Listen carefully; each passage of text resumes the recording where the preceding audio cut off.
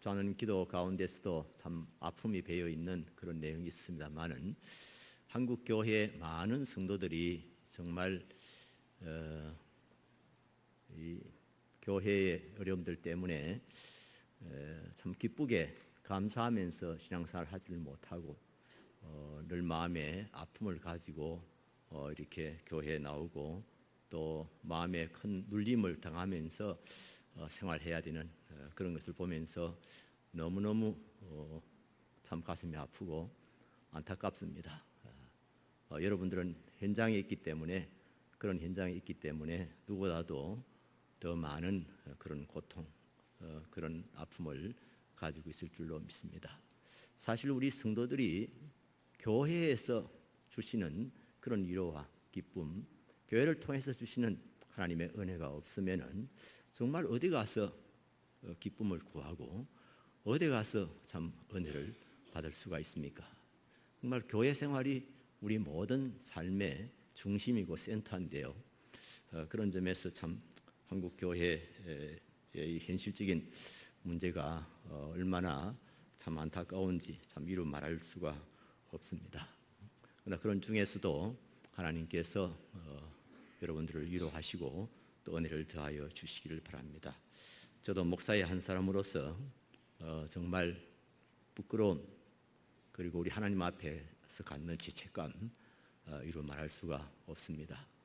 우리 지도자들이 너무 연약하고 또 너무나 부족한 것이 많고 그래서 지금 한국 교회가 그야말로 끝이 없이 무저갱이란 말이 있습니다만은 그야말로 바닥이 없이 지금 추락하고 있는 이런 상황입니다. 정말 많이 기도해 주시기 바랍니다. 단순히 사랑의 교회의 문제뿐 아니라 한국 교회 전체를 바라보시면서 정말 여러분의 아픈 마음을 우리 하나님 앞에 올려드리시길 바랍니다. 하나님께서 우리를 돌아보시지 아니하시면 정말 한국 교회 어느 곳에도 희망이 없습니다. 그런 참 답답한 마음 이루 말할 수가 없습니다.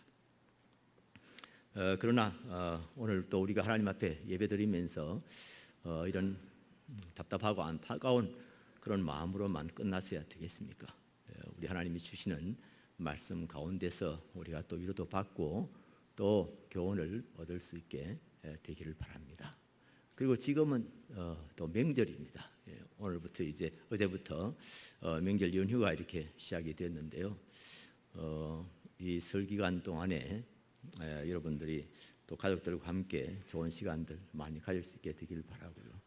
또 우리의 영적인 눌림이 있지만 또 주 안에서 좀 자유함을 얻으시고 또 이 명절을 기쁘게 잘 보낼 수 있게 되기를 바랍니다. 명절이 되면 우리 사람들이 서로 이제 가족끼리도 그렇지만은 또 이웃들끼리도 서로 인사를 나누고 또 덕담을 하고 그러지요. 우리 자녀들이 또 부모님 앞에 이렇게 세배를 하면은 우리 부모님들이 이 자녀들 잘 되라고 그렇게 이제 좋은 말씀들, 권면의 말씀도 해주시고 이제 그러시지요. 저는 성경을 읽으면서도 가끔 그런 생각이 들 때가 있습니다. 하나님께서 우리에게 이렇게 덕담을 하시는 그 같은 그런 느낌을 받는 경우가 있는데 잠언서 말씀이 아마 그런 말씀의 대표적인 말씀이 아닐까 그런 생각이 들고요. 특별히 오늘 읽은 우리 본문 말씀은 어떤 아버지가 자녀들을 지금 앞에 앉혀놓고 너희들 이렇게 살아라. 그러면 이런 복이 너희에게 임하게 된다. 하고 자녀들에게 이렇게 덕담을 하시고 있는 그런 모습이 생생하게 연상되는 그런 본문이 오늘 본문이 아닌가 그렇게 생각이 듭니다. 그래서 오늘 저도 그래서 사실 이 마당 기도회 초청을 받았고 제가 사실 고민 좀 했어요. 좀 힘들 생각이 들더라고요. 가서 어떤 말씀을 전할까 어떻게 해야 될까 하여튼 좀 그런 생각이 많이 들었는데 그냥 덕담이나 하자 이런 생각을 했습니다. 우리 하나님이 주신 이렇게 덕담의 말씀이라도 같이 나누면 얼마나 좋을까 이런 생각을 했습니다. 여러분 덕담이란 말 반대가 뭘까요? 악담이죠. 악담을 생각하면 득담이 뭔 맛인지 당장 생각이 나죠. 악담은 남을 비방하고 정죄하고 뭐 이렇게 사람들 뭐 잘 안 되기를 바라는 저주하는 그런 말이 이제 다 악담이라고 할 수 있는데, 하나님께서 우리에게 주시는 말씀은 우리가 잘 되기를 바라시고, 우리가 정말 복받고 은혜로운 생활하기를 원하시는 말씀을 주신 그런 마음으로 주신 말씀이기 때문에 저도 그런 마음으로 오늘 말씀을 같이 묵상할까 그렇게 생각을 합니다. 1절 2절 말씀 다시 한번 보겠습니다. 이 보면은 내 아들아 나의 법을 잊어버리지 말고 내 마음으로 나의 명령을 지키라. 2절 말씀에서는 그리하면 그것이 내가 장수하여 많은 해를 누리게 하며 평강을 더하게 하리라. 1절, 2절, 3절, 4절, 5절, 6절, 또 7절, 8절, 9절, 10절 이렇게 두 절씩 딱딱 이렇게 나누어져 있습니다. 이렇게 먼저 건면하시고 그다음에 이렇게 하면 너희에게 이런 복이 있다. 너희가 이런 은혜를 받는다 하고 이렇게 말씀을 해주고 있습니다. 아주 우리가 뭐 이해하는데 쉬운 말씀이기 때문에 특별히 이렇게 설교가 필요 없는 그런 말씀이기도 합니다. 1절 말씀은요, 이 전체 말씀의 개론적인 말씀이라고 할 수가 있습니다. 포괄적인 그런 말씀이라고 할 수가 있겠습니다. 모든 교훈의 근본이 되는 그런 말씀이라 할 수가 있겠습니다. 하나님의 법과 그 명령을 너 마음에 간직하고 그 하나님의 법, 하나님의 명령을 따라서 살아라 하는 말씀입니다. 그렇지요? 천지와 만물을 지으신 분이 우리 하나님이십니다. 우리 인간을 창조하신 분이 우리 하나님이십니다. 창조된 모든 존재에는요, 그 존재의 원리가 있고요, 질서가 있습니다. 이 자연 세계를 보십시오. 이 우주 만물들을 보십시오. 여기에는 참으로 오묘한 그런 질서들이 있습니다. 우리가 다 헤아릴 수 없는 그런 원리들이 작용하고 있는 것을 볼 수가 있습니다. 만유인력의 법칙이라든지 또 질량불변의 법칙이라든지 연력학 제2 법칙이라든지 뭐 이런 여러 가지 과학적인 그런 원리들, 그런 질서들, 이런 것이 아주 우리 이 우주 사회에 그대로 존재하고 있는 것을 볼 수가 있습니다. 과학이라고 하는 것은 하나님이 창조하신, 그리고 창조된 이 피조물들을 우리 하나님께 섭리하시고 보존하시는 그런 것들을 이제 찾아내는 것이 과학이라고 사실 할 수가 있습니다. 여러분, 사람의 생존에도 역시 질서가 있습니다. 우리 사람이 사람으로서 살아가게 되는, 존재하고 살아가게 되는 그런 질서가 있고 그런 원리가 있는 것입니다. 이것을 내신 분이 우리 하나님이시죠. 하나님께서 우리를 그냥 이렇게 지어 놓으시고 그냥 제대로 그냥 어떻게 굴러가도록 그렇게 해놓으신 것이 아니고, 하나님께서 우리 사람들을 지으시고 이 사람들이 어떻게 살아야 사람답게 살고 어떻게 살아야 정말 생명의 풍성함을 누리는 그런 삶을 살 수 있을 것인지 하는 것을 우리 하나님께서 미리 작정하시고 미리 그것을 다 우리에게 하나의 질서로 주신 것이죠. 여러분, 차는 차도를 달려야 되죠. 비행기는 비행기 나름대로 항로가 있습니다. 그 차도를 따라서 차를 운전해야 되고 또 항로를 따라서 항해를 해야 되는 거죠. 배도 그렇고 비행기도 그렇고요. 그걸 이탈하면은 문제가 생기는 거죠. 그걸 이탈해서 만약 계속해서 그런 식으로 가면은 큰 사고가 날 수가 있습니다. 나중에 치명적인 그런 파멸을 맞을 수도 있습니다. 마찬가지입니다. 똑같은 원리입니다. 우리 사람에게 주어진 법이 있습니다. 육체의 법도 있고 영적인 법도 있습니다. 이 법을 따라야 살아야 됩니다. 이것을 계속 거스리고 살면은 우리 육체도 우리의 영혼도 제대로 존재할 수가 없고 제대로 이렇게 보람 있고 의미 있는 그런 삶을 살아갈 수가 없게 된다는 것이고요. 결국에는 멸망에 빠지는, 마지막으로 멸망에 들어가는 그런 결과를 가져올 수가 있습니다. 요즘 안타까운 것들은요, 제가 우리 자녀들 기르면서도 그런 걸 많이 봅니다만 너무 우리 아이들이 뒤죽박죽으로 살아요. 이 청년쯤 되면은요, 그다음에는 그냥 아무 때나 자고 늦게 자고 뭐 늦게 일어나고 이게 하나님께 잠자라고 이렇게 커튼을 쳐주시는데 그냥 불을 켜놓고는 그냥 잠을 안 잡니다. 발전소를 만들어 가지고 그냥 어둠을 밝히는 거 좋은데 그냥 잠자라고 커튼 쳤을 때 그건 자야지요. 또 하나님께서 일어나서 활동하라고 이제 커튼을 걷으시고 이제 빨간 해를 비춰주는데 그때는 또 아이들이 또 그냥 커튼을 두꺼운 커튼을 치고 또 그때 낮에는 또 잠을 잡니다. 그래서 뒤죽박죽으로 먹는 것도 그냥 어느 때는 그냥 폭식을 하고 어떤 때는 그러다 보니까 얼마나 요즘 아이들이 청년들이 건강상 문제도 생기고요. 특별히 정신적인 그런 문제들이 많이 생기고 있는 것을 볼 수가 있습니다. 제일 건강할 때 이렇게 벌써 여러 가지 문제들이 많이 생겨요. 제가 그 신경정신과 선생님 이야기 들으니까요, 한 25% 청년들 한 25%가 정신적인 그런 문제를 가지고 있다 하더라고요. 당장 치료를 받아야 될 정도의 문제들을 가지고 있다. 그런 말씀을 제가 들었습니다. 뒤죽박죽 사니까 그런 일이 생기는 겁니다. 그래서 그 선생님 말씀이 소위 정신분열이나 정신적인 정신과의 문제가 있는 그런 환자들을 치유하는데 기본이요, 제때 자고 제때 먹게 하는 것이라 그렇게 이야기하시더라고요. 그래서 그런 정신분열증 환자가 제때 자고 제때 먹기 시작하면 그거는 이제 거의 회복이 된 거다. 그런 식으로까지 말씀을 하더라고요. 그렇습니다, 여러분.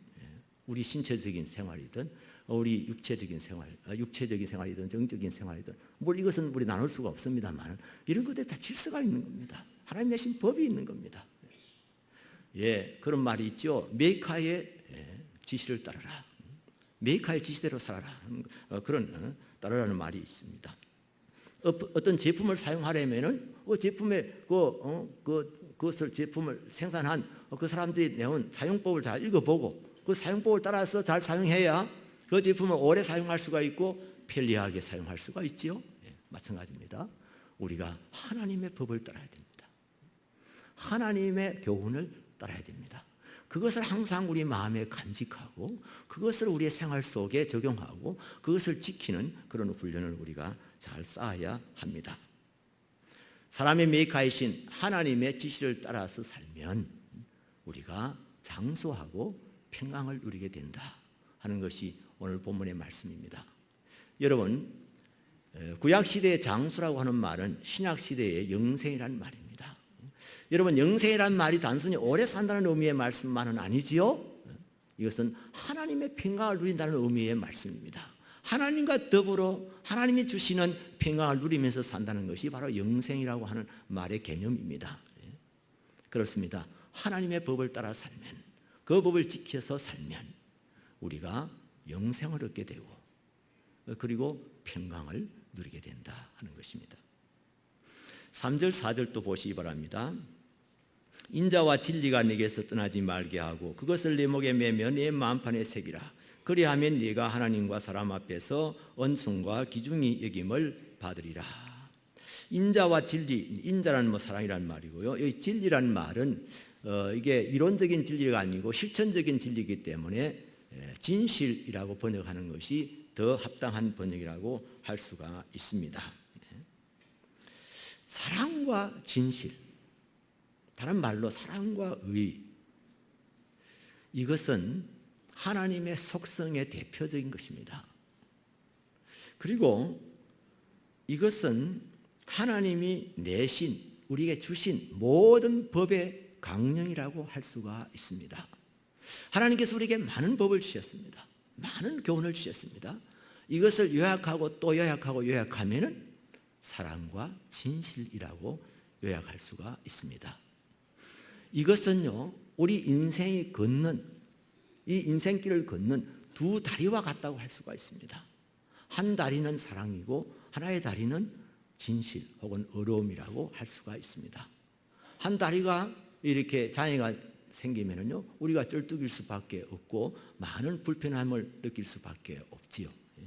이 두 가지는 늘 같이 가야 하는 것이죠. 인생의 생존 원리도요, 우리의 삶의 중요한 질서도요, 사랑과 진실입니다. 사랑으로 살고 진실하게 사는 것입니다. 이것이 우리 삶의 목표이기도 하고 이것이 우리 삶의 중요한 구체적인 원리인 겁니다. 무슨 일을 하든지 사랑으로 해야 되고 그리고 그것을 어렵게 해야 됩니다. 정직하게 해야 됩니다. 언제나 우리는 그런 반성을 해야 됩니다. 이렇게 우리가 하는 것이 지금 사랑으로 하는 일인가? 그리고 이것이 정직하고 진실한 일인가? 이 두 가지는 항상 같이 가야 됩니다. 어려움이 없는 사랑이 있을 수가 없고요. 또 의만 주장하고 사랑이 없으면 그것은 진정한 어려움일 수가 없습니다.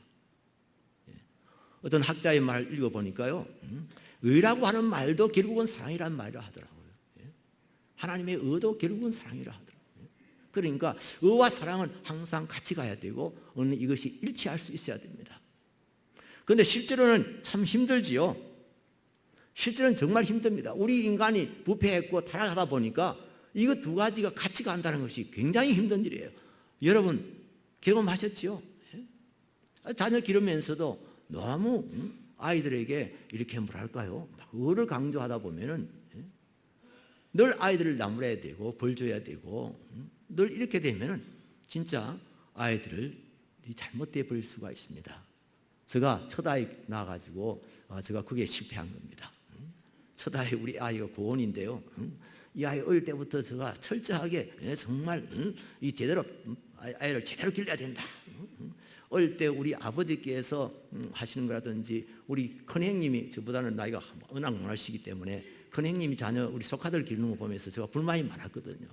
왜 저렇게 아이들을 오냐오냐 기르냐 이런 불만이 있어서 나는 아이를 낳으면 제대로 한번 길러보겠다 막 이런 생각을 했기 때문에 아이를 갖다가 아주 그냥 벌써 말 조금만 알아들을 수 있는 아주 돌도 안 된 아이를요, 뭐 잘못하면 너 잘못했어 이러는 거 아니야, 이렇게 하면 벌 받는 거야, 이렇게 하기 시작을 해가지고요. 그 다음에 이제 좀 이제 긋고 이제 말 알아듣고 할 때는 이제 진짜 벌을 주었습니다. 뭐 잘못하면은 다른 방에다가 가뒀습니다. 그래 하여튼 이렇게 길렀더니요 한 3, 4년 한 서너 살 되니까요 애가 고은이가 아니고 고양이가 되더라고요. 아주 싸납고 아주 뭐랄까요? 나중에 제가 놀랬습니다. 아주 제가 놀래가지고요. 내가 언제 놀랬냐면 3살 때인가 이렇게 어디서 떨어져가 이가 찢어졌는데요. 이제 병원에 가서 이걸 깁는데 아이들은요 그냥 의사한테만 간다는 것만으로도 즐거움을 하지 않습니까? 그런데 우리 아이는 이게 깁는데요 울질 않는 거 있죠. 하고 참는 거예요. 이걸 깁는데 그걸 보고는 제가 이거 지금 아이를 잘못 기렀다. 이게 아이를 이상한 지금 아이를 만들어 버렸다. 그래서 역시 저도 그냥 우리 형님식으로 우리 아버지식으로 돌아가 버렸습니다. 그러니까 이 두 가지 참 힘든 거예요. 사랑으로도 기른다고 또 오냐오냐 기르면 아이를 또 영 엉뚱한 또 영 잘못된 아이가 되어버릴 수 있어요. 이거 참 조화시키기가 힘들어요. 교회도 마찬가지예요. 사회생활 마찬가지예요. 그런데 우리 예수님께서는 어떻게 이것을 일치시키셨을까? 제가 많이 생각해 봤는데 그의 십자가를 통해서 일치시키셨어요. 당신이 희생하셨어요. 당신이 죽으셨어요. 여러분이 잘 아시는 대로 십자가는 하나님의 사랑과 하나님의 공의의 성취 아닙니까? 완성 아닙니까? 이 십자가를 통해서 우리 예수님께서 그걸 다 이루신 거예요. 지금까지 우리는요 사회생활 하면서도 성장, 부흥, 개발, 발전, 뭐 교회도 마찬가지지요. 뭐 계속 성장 그런데 지금 21세기에 오면서 많이 달라졌지요. 기업에서도 도덕성을 많이 요구합니다. 사람 중심의 경영이랄까요? 지금은 사람들을 행복하게 하고 사람들의 삶의 질을 더 높여주는 이제 그런 정신을 가지고 기업을 운영해야 된다고 그러죠. 제품을 만들 때도 그런 정신을 가지고 제품을 개발해야 되는 거죠. 교회도 마찬가지입니다. 옛날식으로 바벨탑 쌓기 식의 그런 시대는 지났습니다. 지난 게 아니고요. 그렇게 해서는 안 됩니다. 지금은 우리 하나님이 우리에게 주시는 원리, 사랑과 진실함의 원리, 이것은 우리의 개인적인 삶이든지 교회에서의 생활이든지 그리고 우리가 일반 사회에서 삶이든지 이건 그대로 적용되어야 될 그런 부분입니다. 미우라 아야코의 그 글에 보면 그런, 미우라 아야코 옛날에 많이 일으켰던 분이죠.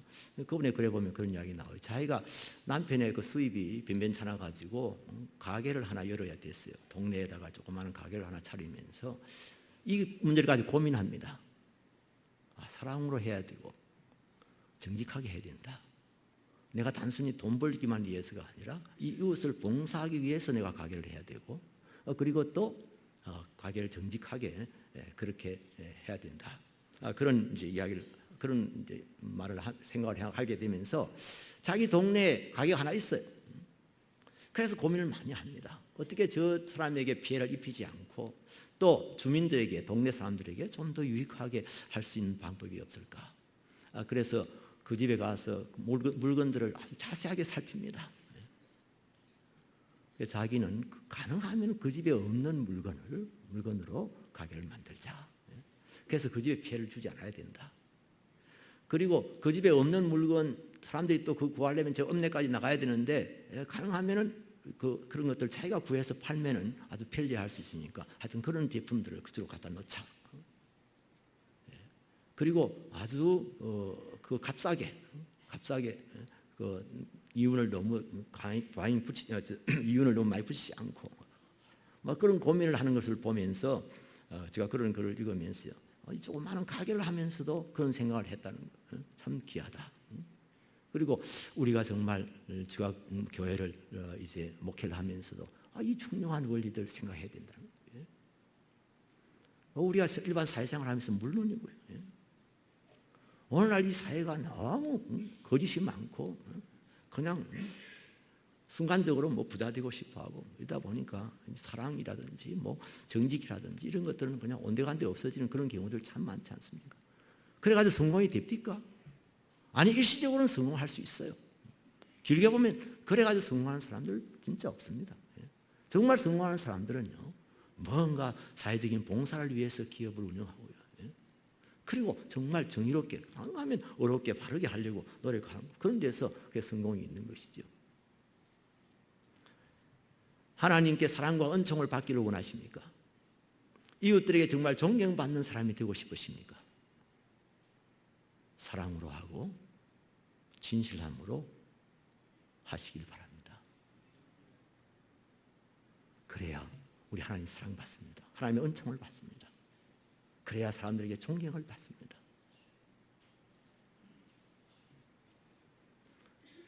여러분, 복 중에 참 귀한 복이 하나님께로부터 은총을 받고 이웃으로부터 존중받는 것 아니겠습니까? 여러분, 우리 청소년들요, 왕따 당하면은 자살합니다. 여러분, 사람은요, 남이 이렇게 이웃들이 이렇게 존중해주고 귀하게 여겨주고, 특별히 우리 하나님께서 우리를 이렇게 사랑해 주시고요, 그보다 그 큰 복이 어디 있어요? 이런 복이 사랑으로 살고 진실하게 살려고 하는 사람들에게 주어지는 약속된 복이라는 거 기억하시기 바랍니다. 5절 6절 말씀요, 너는 마음을 다하여 여호와를 신뢰하고 네 명체를 의지하지 말라. 너는 범사에 그를 인정하라. 그리하면 네 길을 지도하시리라. 여러분, 이 말씀을 쭉 이렇게 읽어보면은요, 아주 논리적이라는 것을 알 수가 있어요. 이렇게 서로 막 따로따로 떨어져 있는 게 아니고 아주 이렇게 말씀이 딱 차츰차츰 이렇게 논리적으로 전개되고 있는 것을 볼 수가 있습니다. 1절에서는 아주 포괄적인 그런 말씀을 주셨죠. 3절은요, 두 가지 원리로 요약된 그런 말씀을 주셨습니다. 그리고 5절 6절에서는요, 이 두 가지 원리를 가지고도 쉽게 판단할 수 없는 일들에 대해서 우리가 어떻게 해야 할지를 말씀해 주고 있습니다. 하나님의 말씀이 성경에 있지만은 이 말씀이 모든 것에 대한 답을 다 주고 있지는 않습니다. 우리에게 원리를 제공하고, 대부분 원리를 제공하고 있는 거죠. 우리가 어떤 때는 이렇게 하는 것이 옳을까 저렇게 하는 것이 옳을까 결정이 안 될 때 있어요. 이렇게 하는 것이 사랑도 이루고 이렇게 또 그거로 이루는 것일까? 두 가지 다 이루는 거하고 특별히 관계없이 그래도 뭐가 결정해야 될 때가 있어요. 이거 헷갈릴 때가 있어요. 그럴 때는 기도하라는 겁니다. 5절 6절 말씀이 그 말씀입니다. 범사에 하나님을 인정해라. 하나님이 계시고 그분이 우리의 주인이시고 그분이 우리에게 법을 주셨다고 하는 거예요. 우리의 삶을 인도하시는 분이라고 하는 것을 인정하고 그분에게 기도하라는 겁니다. 내 명철을 의지하지 말고 자기 똑똑한 것만 생각하지 말고 하나님을 의지하라는 겁니다. 하나님께 구하라는 겁니다. 지혜를 구하라고 하는 것입니다. 제가 잠실에서 목회할 때 우리 장로님 중에 한 분 그런 분이 있으십니다. 회사에 큰 문제가 생겼습니다. 회사의 최고 지도자가 자살했습니다.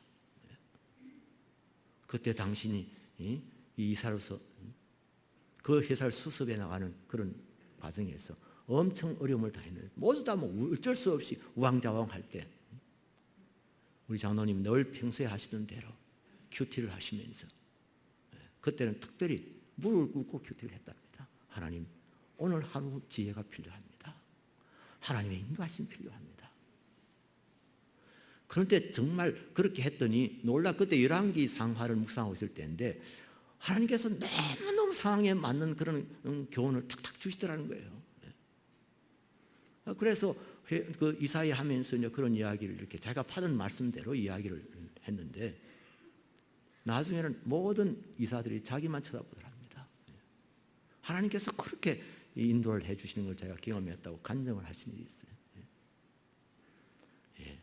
우리가 판단 잘 못할 때 하나님의 말씀 앞에 무릎 꿇고 또 우리 하나님 앞에 기도하면 하나님께서 우리 길을 지도해 주시겠다 그렇게 말씀합니다. 여기 길이란 말은 인생을 말합니다. 내 인생을 내가 지도해 주겠다. 여러분 학생들에게 있었어요. 좋은 선생님 만나는 것보다도 더 귀한 복이 없습니다. 좋은 스승 만나는 것보다도 더 귀한 복이 없습니다. 우리 교인들은요 좋은 목사님 만나서 목회하는 같이 참 신앙생활 하는 거 참 엄청난 복이라고 할 수가 있습니다. 그런데요 우리가 하나님을 신뢰하고 하나님을 의지하고 하나님께 기도하면 하나님께서 우리를 지도해 주시겠다고 그러는 거예요.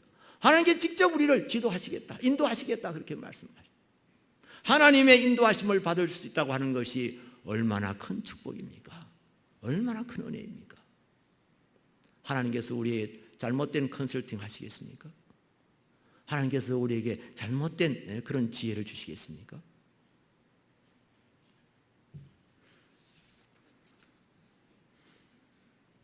7절 8절 보겠습니다. 7절 8절요. 우리 더 심심할 수 있으니까 같이 읽겠습니다. 같이 읽습니다. 스스로 지혜롭게 여기지 말지어다. 여호와를 경외하며 악을 떠날지어다. 이것이 내 몸의 양약이 되어 내 골수를 윤택하게 하리라. 여러분 스스로 지혜롭게 여기는 자는 어떤 사람인가요? 교만한 사람이죠. 교만한 사람은 하나님도 무시하고 사람도 무시하고 그런 사람이 진짜 교만한 사람이죠. 그리고 이렇게 교만한 사람들은 악을 저지른 일을 예사로 생각합니다. 근데 악을 저지르고도 뭐 별 그렇게 막 두려움이 없고 뭐 주저함도 없고 그렇습니다. 하나님을 경외하지 않기 때문에. 그러나 하나님을 경외하는 사람들, 진심으로 우리 하나님을 신뢰하는 사람들은 하나님을 두려워합니다. 특별히 악한 일을 하려고 할 때는 두려워하게 되는 겁니다. 오늘날 신자들의 잘못된 특징은요, 하나님을 두려워하지 않는다는 겁니다. 사랑의 하나님, 은혜로우신 하나님을 너무 많이 이야기하다 보니까 하나님 두려운 줄 모르는 겁니다. 아주 버릇없는 또 아주 이렇게 수준 낮은 믿음이 천박해진 그런 경우들이 많습니다. 평신도만 그렇다는 말 아닙니다. 지금 모두가 그런 현상이 일어나고 있습니다.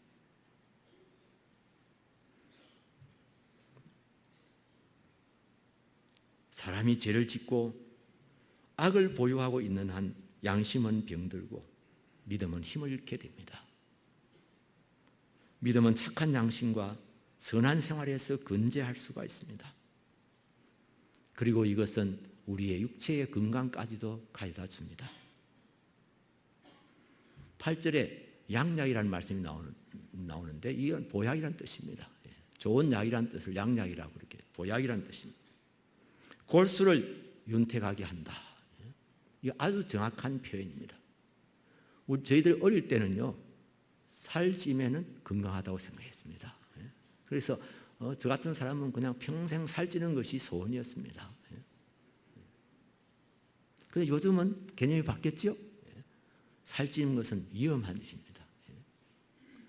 그래서 성경에서는 이 건강 문제까지도 아주 정확하게 말씀했어요. 골수를 윤택하게 해주겠다. 네 살을 윤택하게 해주겠다. 그렇게 말씀하지 않고요. 그래서 그 선생님한테, 의사 선생님한테 물어봤어요. 그 선생님도 그러시더라고요. 그거 진짜 정확한 말이라고. 골수가 건강해야 진짜 건강해진대요. 거기서 피가 생성이 되고 거기서 이렇게 피가 파괴되고 그런 자리이기 때문에 그게 굉장히 중요하다고. 악을 버리고 선하게 살면, 하나님을 경외함으로 악을 두려워하고 살면 건강에 복이 있다 하는 것을 말씀해 주고 있습니다. 그러면 여러분, 선한 것은 무엇이고 악은 무엇일까요? 선은 뭐고 악은 뭘까? 이게 딱 이렇게 딱 좀 규정할 수 있는 그런 기준이 어디에 있을까? 사실 제가 굉장히 궁금했던 일입니다. 그런데 제가 모건 스캇 팩의 그 책을 읽다가요, 이 부분 끝나지 않은 여행이라는 책을 쓰신 분은 유명한 분이죠. 읽다가 제가 거기서 제가 손부럽을 치듯이 발견한 게 있습니다. 그분도 이거 문제 가지고 고민을 많이 했더라고요. 악이 뭘까? 악의 실체가 뭘까? 그러다가 자기 아들한테 물었다고 그래요. 자기 아들이 아직 대여섯 살밖에 안 된 꼬마인데, 이 자기 아빠가 늘 생각이 악이 뭐냐? What is evil? What is evil? 그런 생각이 늘 그냥 마음에 있다 보니까 자기도 모르게 아들한테 물었다고 그래요. 너 악이 뭔지 알아? Do you know? What is evil? 그랬더니 그 아이가 아빠 그것도 몰라? 이불이란 말, 그 이불은 리브를 거꾸로 하면 되는 말. 악이란 말은, 그러니까 이 이불이란 말은 리브 산다는 말을 거꾸로 하면 된다는 거죠. 그렇게 이 아이가 이야기했다는 거예요. 그러니까 무슨 말 가지고 놀이하는 게임, 그 워드 게임 하는 것 같이 아이는 생각했던 것 같아요. 이불이란 말은 리브란 말을 거꾸로 하면 되는 거야. 그때 이 스캇 팩이 그렇다. 악이라는 것은 삶의 반대다. 그래서 그분은 이렇게 정의를 했어요. 선이라고는 뭐냐? Something for life. 생명을 위한 것은 선이다. 악이 뭐냐? Something against life. 이 생명을 이렇게 거스르는 것이 바로 악이다. 우리 예수님께서 말씀하셨죠. 요한복음 10장 10절 말씀. 요한복음 10장 10절 말씀 우리 같이 읽을까요? 도둑이 오는 것은 도둑질을 하고 죽이고 멸망시키는 것뿐이요 내가 온 것은 양으로 생명을 얻게 하고 더 풍성히 얻게 하려는 것이라. 도둑이 오는 것은 도둑질을 하고 죽이고 멸망시키는 것뿐이요 내가 온 것은 양으로 하여금 생명을 얻게 하고 풍성히 얻게 하고. 여러분, 우리 예수님은 생명의 주님이십니다. 우리 예수님의 일을 대적하는 이 악의 실체, 이 사탄은요, 사탄, 여기 도적으로 표현되고 있는 이 사탄은 이 멸망시키고 우리를 생명을 쇠하게 만드는 거죠. 그러니까 이게 악이냐 선이냐 하는 것을 우리 여러분 생각할 때요, 생명을 쇠하게 만드는 것, 생명을 이렇게 어게인스트 하는 것, 거스리는 것, 이게 바로 악이라는 겁니다. 그렇게 해서 우리가 쉽게 판단할 수 있는 것이 많습니다. 담배는 악일까요, 선일까요? 다 아는 이야기지만 이건 우리 육체의 생명에 심각한 위해를 가져오는 겁니다. 그래서 악이라는 것이죠. 커피가 악일까요, 선일까요? 헷갈리죠? 어떤 사람에게는 그것이 유익함을 가져다 줍니다. 어떤 사람에게는 그것이 해를 가져다 줍니다. 저는요, 커피 마시면 안 된다고 그럽니다. 의사 선생님이 마시지 말라 해서 커피를 안 마십니다. 그런데 대부분의 사람들은 커피 한 잔 마시면 건강에도 도움이 되고 혈압이 있는 사람 혈압도 좀 조정이 되고 그런다고 그러죠. 그러니까 그건 이제 나에게 이제 적용이 되는 거죠. 나에게 있어서는 커피가 악일 수 있다는 거죠. 어쨌든 생명이라고 하는 것을 기준을 가지고 생각하면 아주 쉽습니다. 악을 떠나라고 하는 것은 생명을 쇠하게 하는 일, 생명을 해치는 일에서 떠나라고 하는 것입니다. 우리의 생명을 유익하게 하고 생명을 풍성케 하는 일에 우리는 항상 복무해야 됩니다. 그런 일에 우리가 노력을 기울이고 힘을 기울여야 됩니다. 성경은 하나님을 경외하며 악을 떠나는 것이 좋은 보약이라고 이렇게 말씀을 합니다. 여호와를 경외하는 것은 우리를 소생케 만듭니다. 여호와를 경외하는 자가 그 영혼이 소생케 되는 그런 축복을 받습니다. 9절 10절 말씀, 9절 10절 말씀, 네 재물과 네 소사물의 처음 익은 열매로 여호와를 공경하라. 그리하면 네 창고가 가득히 차고 내 포접틀에 새 포접이 넘치리라. 감사하며 우리 하나님 앞에 감사로 예물 드리는 그런 생활을 열심히 잘 하라는 말씀이고, 또 그런 자들에게 우리 하나님께서 이렇게 물질의 축복을 주시겠다는 그런 약속의 말씀입니다. 처음 익은 열매로 여호와를 공경하라. 이 말씀 무슨 말씀일까요? 우리에게 좋은 일이 있을 때, 은혜가 있고 열매가 있을 때 가장 먼저 하나님을 기억하고 하나님께 먼저 감사하라는 것이죠. 그건 뭐 당연한 일이죠. 당연한 일이죠. 그가 모든 좋은 것들의 주인이시고 우리는 오직 그의 은혜 중에 살고 있기 때문입니다. 많은 사람들이 자기에게 주어지는 소득이 있을 때 그건 자기의 노력과 자기의 능력으로 된 것이라고 생각하는 분들이 대부분입니다. 뭐 어느 정도는 그렇다고 할 수가 있겠습니다. 그렇지만 여러분, 우리 하나님의 은혜 없이 무슨 활동을 해서 무슨 소득을 얻을 수 있겠습니까? 이 하늘과 땅과 바다를 누가 주셨습니까? 여러분, 이 대지를 사용하고 이 산들을 사용하고 저 하늘을 사용하고 저 바다를 사용하면서 여러분 렌트비 얼마나 내세요? 이거 창조할 때 여러분 얼마나 투자하셨어요? 다 우리 공짜로 사용하고 있습니다. 하나님께서 우리의 생명도 주셨고 하나님께서 우리의 건강도 주시고 하나님 우리를 지켜주시지 아니하시면은 누가 하루라도 호흡하며 살 수 있습니까? 하나님께서 먹게 해주시지 아니하시면은 우리가 밥 제대로 먹을 수 있습니까, 여러분? 유명한 참 작곡가 뭡니까 유행가라기보다 대중가요 유명한 작곡가가 있었는데요. 저 사촌이 그 집에 조카 사이로 갔기 때문에 잘 압니다. 그분이 이렇게 쓰러지셨어요. 그래서 이렇게 아산병원인가 입원해 있었어요. 그분 쓰러졌을 때 3개월 동안 언론 차단시켰습니다. 그분이 절대로 언론에 나가지 말더라. 그래서 한번 저 사촌이 가서 한번 기도해달라고 그래서 한번 찾아간 적이 있어요. 그래서 제가 손을 잡고 기도를 해주고 이제 하는데 이분이 말도 그때는 못하시고 이렇게 글로 쓰시는데 밥을 먹게 해주시면 좋겠습니다. 자기 입으로 밥을 먹을 수 있으면 좋겠습니다. 그거 보면서 가슴이 찡했습니다. 한 달에 하여튼 수천만 원의 돈, 자기 인쇄만 해도 수천만 원이 들어오는 수입이 있는 분입니다. 그런데 쓰러지니까 밥을 먹을 수가 없는 거예요.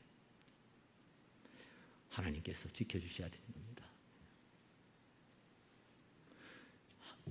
우리에게 모든 좋은 것들은 하나님께로부터 온다는 것을 늘 기억하고 하나님 앞에 감사 생활, 언제나 제일 먼저 하나님께 감사하는 일을 제일 먼저 하셔야 됩니다.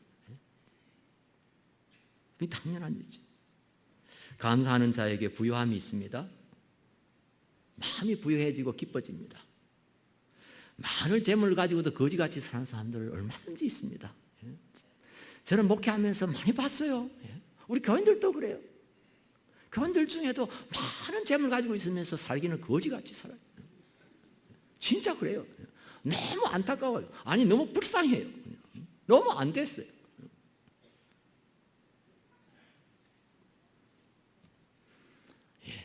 먼저 마음이 부유해집니다. 감사하는 자의 마음이 부유해집니다. 감사할 때 기쁨이 있습니다.